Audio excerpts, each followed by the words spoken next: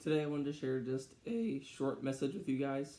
So if you have the time, I hope you guys can stick around till the end. We're going to be reading in Galatians 6, verses 7 through 10. It says this: "Whatever one sows, that will he also reap. For the one who sows to his own flesh will from the flesh reap corruption. But the one who sows to the Spirit will from the Spirit reap eternal life. And let us not grow weary of doing good."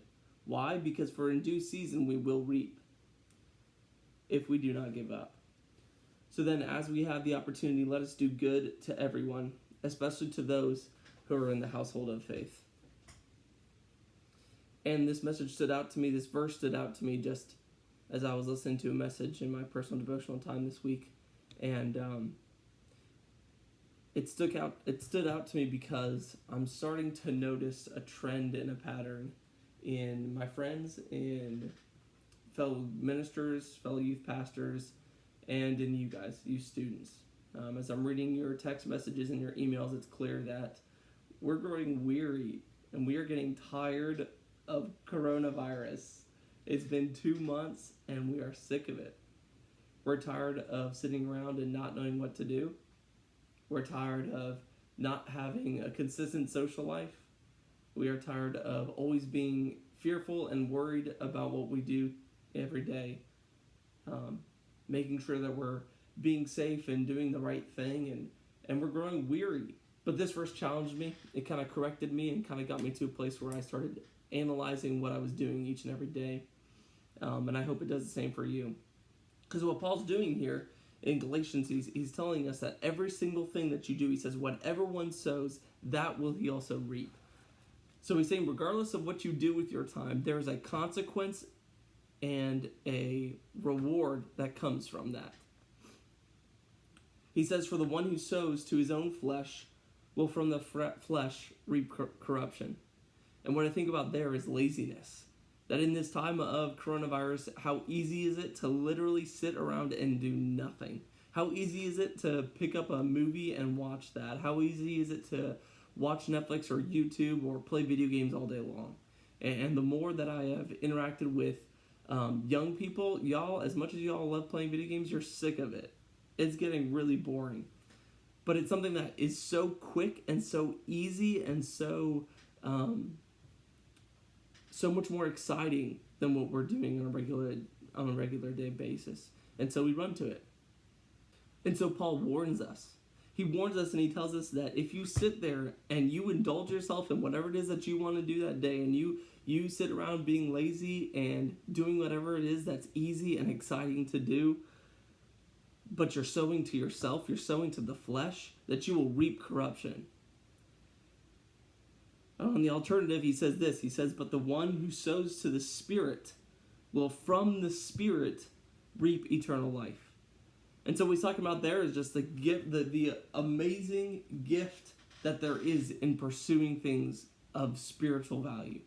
Things like getting in prayer, getting into devotions, things like just being productive with your life and doing something where you are interacting with the Lord, interacting with the Spirit, and how beneficial that is. And that you will reap benefits for that. And his conclusion, based on these two options, these two pathways you can choose in this time, is in verse 9 and 10. He says, and let us not grow weary of doing good, for in due season we will reap if we do not give up. So then, as we have the opportunity, let us do good to everyone, and especially to those who are in the household of faith. And so what that just reminds me of is doing good.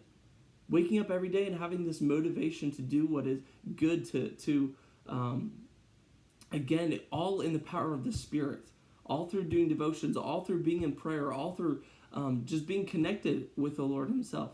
But doing good things in your houses. How can you serve your family? How can you serve your parents? How can you love on others as you're pursuing your career in college? How can you be intentional to ask the Lord, God, where do you want me to go? As you are trying to figure out jobs for this summer, Lord, allow me to minister to others who don't know you in this time, and as I'm applying to these jobs. There are so many different things that you guys are doing, and so many different ways that you can use this time of of having lots of time for the Lord.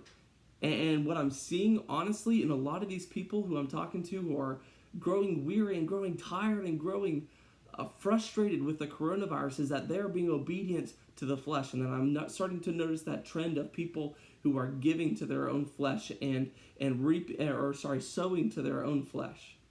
And they're reaping this dissatisfaction. They're reaping this isn't fun, and they're reaping this frustration because they're giving to themselves. And so what I challenge you to do in this time is to notice that pattern, notice that trend, and say, okay, Lord, I'm going to give to you. I'm going to sow into my relationship with you. I'm going to invest time into my relationship with you, and I'm going to learn to be obedient to you in this time.